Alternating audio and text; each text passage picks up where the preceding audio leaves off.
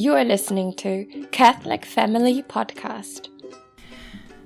Greetings, fellow travelers through the liturgical year. This is Lisa Davis with another Feast Day Quick Take on the feast of Saint Hilarion. Saint Hilarion, also known as Saint Hilary, but I can't make myself say Hilary, lived in the mid-4th century. A contemporary of Saint Anthony of the Desert, he was one of the first confessors of the Eastern Church, and it is from Saint Jerome that we know the details of his life. Saint Hilarion was born in Palestine, educated in Alexandria, and disgusted with the vanities of the world and realizing the shortness of life and the length of eternity, he became a hermit near Gaza in Israel.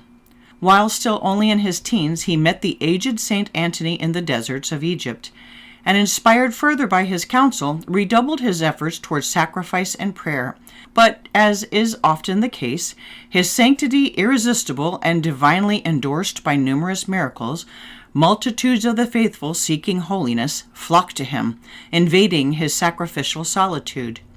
Saint Hilarion, in humility, fled Egypt, traveling to Sicily, Dalmatia, Croatia, and Cyprus, all the time just in front of the crowds.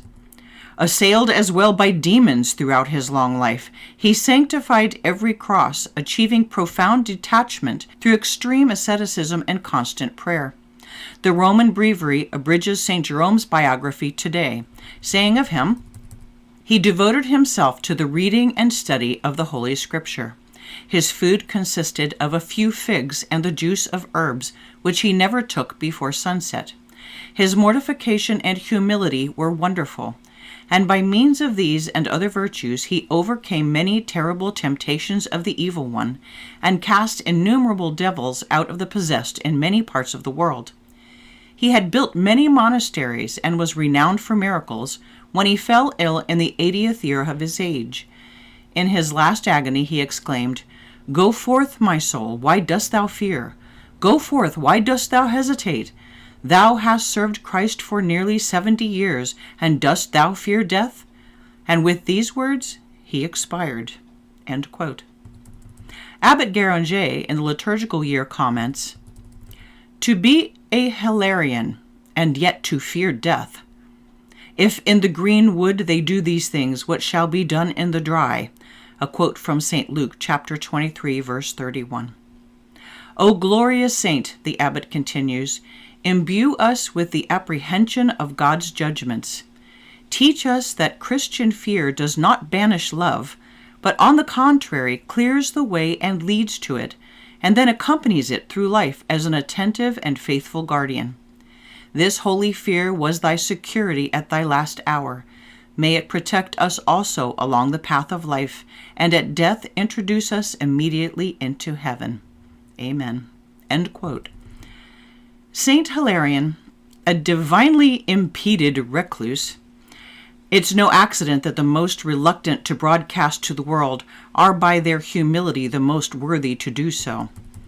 There's a story about Saint Hilarion that he was once beset in his humble hermitage by robbers who, on seeing him in his extraordinarily meager hut, as scrawny and pathetic a human being as you can imagine, not only passed him by as one from whom nothing could be taken, because he literally had nothing, but were so touched by his gentle holiness that they were converted and later told this story. Gaunt and lowly, a desert wanderer, he was a giant among the early fathers of the Church, a great warrior against Satan. And perhaps for this reason, though it is not a well-known fact, he is one of the patron saints against snakes and snake bites. An interesting subject, snakes.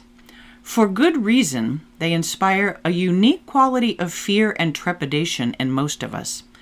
On a natural level, too many of them are deadly to be comfortable with any of them. They slither, sly and menacing, mysterious and stealthy, concealed in holes and corners, surreptitious, watchful, breathless and venomous, ready to strike. A fool has no fear of them. For one thing, they are a metaphor conceived in Eden, synonymous with evil, with temptation, and human failure, and paradoxically, with a rescue.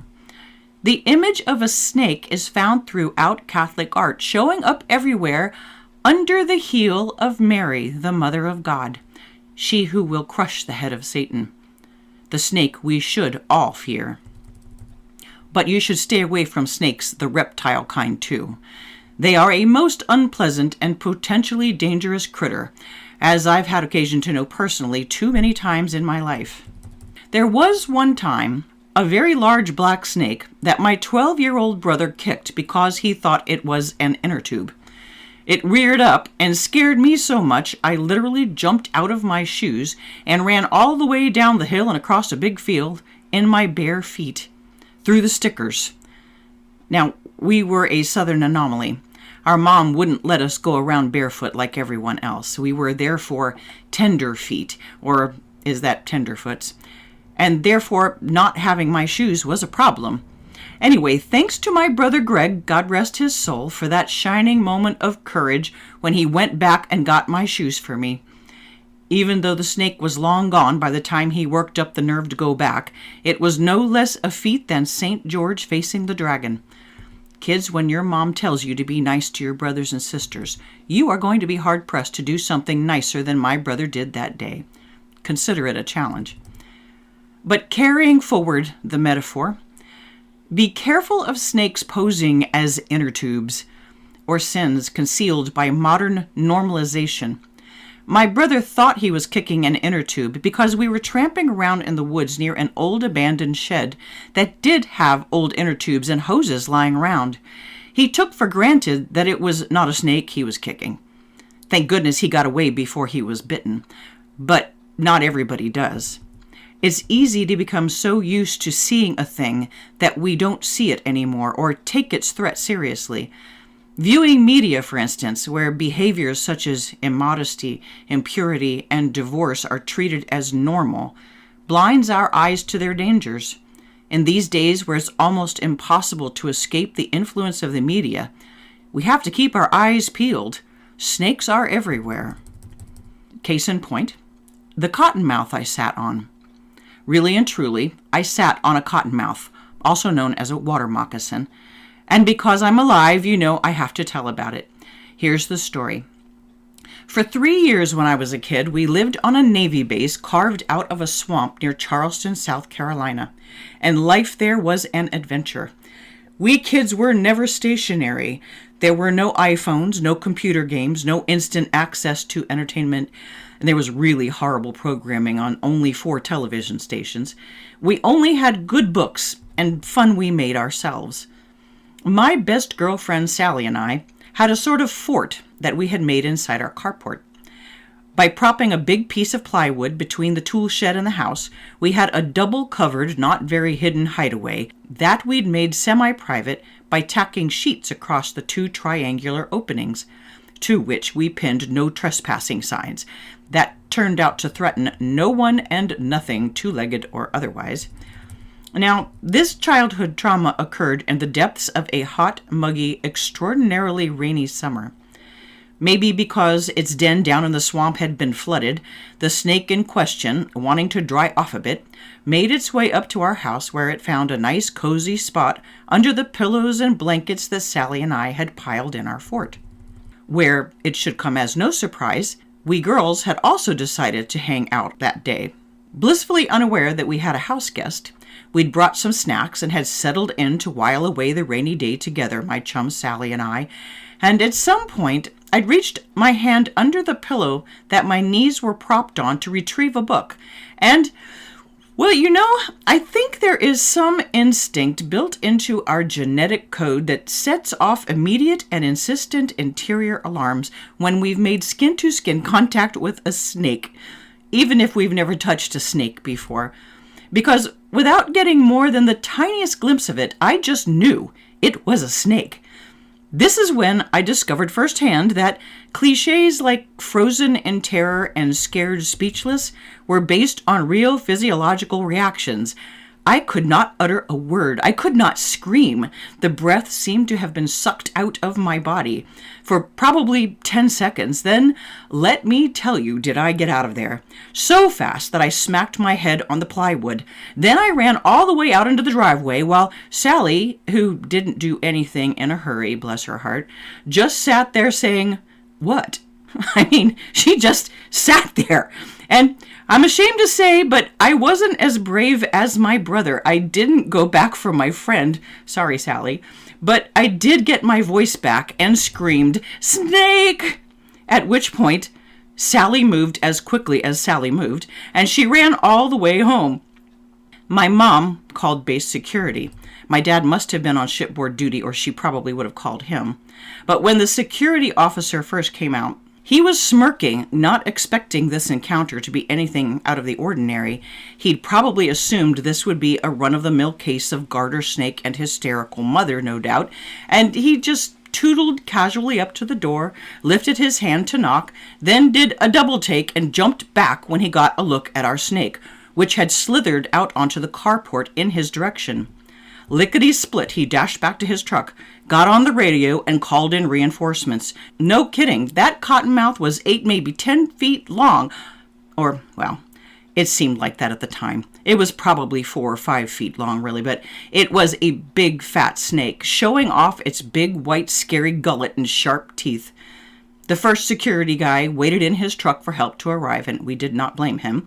And then, once they got there, they spent several minutes walking around with their hands in their pockets, surveying the situation. They hadn't brought any tools, and I guess they decided they didn't want a chance using their firearms so close to our house.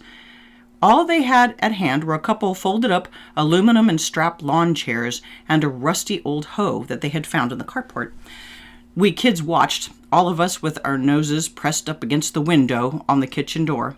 And was it ever a drama? Better than TV. Once they finally killed it, the 3 guys, and it took all 3 of them to pin it down and then painstakingly severed the snake's head with that dull hoe, well, they put it in the truck and took it with them, I'm sure, to show it off at the office.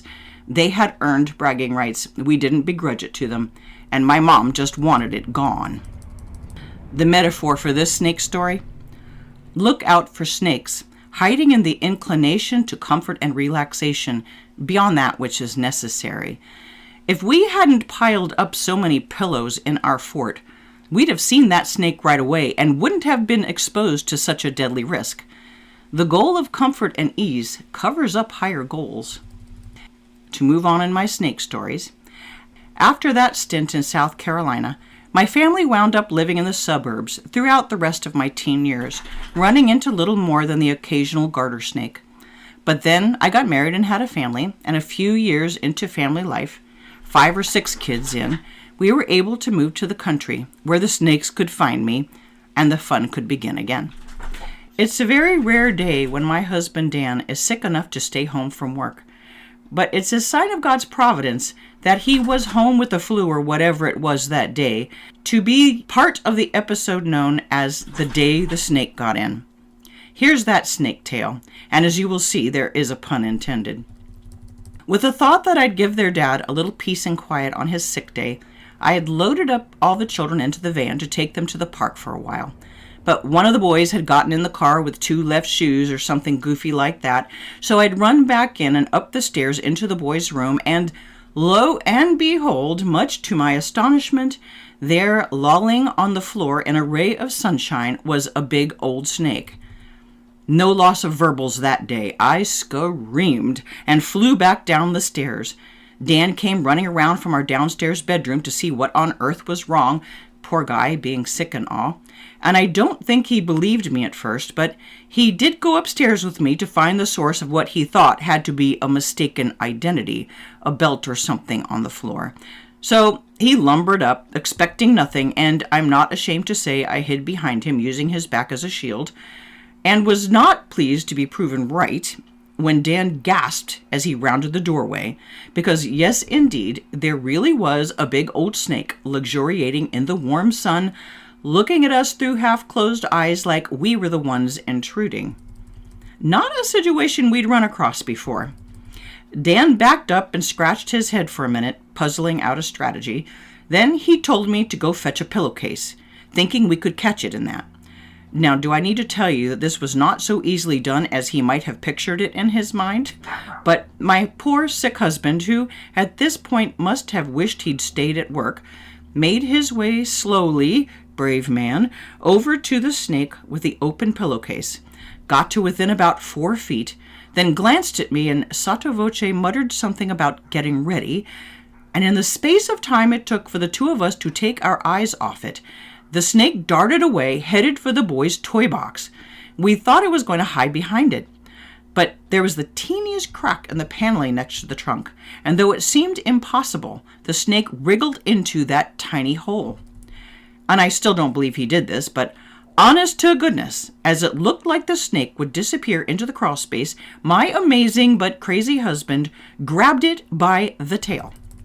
So there we were, me in the doorway, panicked and helpless, and Dan no doubt just as startled as the snake to be in this predicament, both of them rather weirdly trapped. Dan looked over at me like, now what? And I looked back at him like, how on earth should I know? And in the space of time that glance took, the snake backed out of the hole, and how it did that, I don't know, whirled around at my husband, opened its mouth, and roared in a snake hissing sort of way that was indescribably terrifying. My husband at this point hollered, which he never does, and dropped that snake's tail right quick, and the snake slipped immediately back into the little hole. What did we do after that, you ask, with a snake crawling around in the eaves of our house? Well, we did just what any homeschooling Catholic family would do. We looked it up to find out what kind of snake it was. It was a corn snake, which is not venomous and is a predator of rattlers, so they're actually good ones to have around the farm, but not inside one's house, thank you very much. And we found a patron. St. Patrick is one patron saint against snakes and snake bites, of course.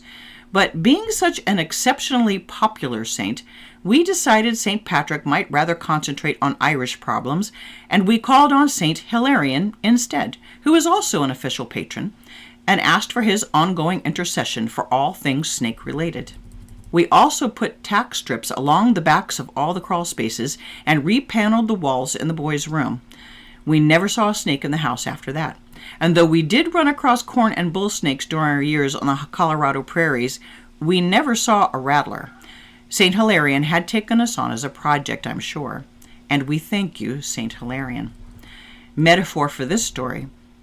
We shouldn't think we have the power to hold the devil by the tail. But fulfilling our daily duties as Catholics, creating an atmosphere of prayerful contentment within our homes, is like putting down tack strips. Do due diligence in repelling and battening down the hatches, so to speak, within your own home and family, where the old loser is most anxious to quietly invade. But turn to heaven with confidence that God is even more intent than we are on keeping our homes snake-free. And we know we can depend on heavenly emissaries like St. Hilarion to help us in the battle.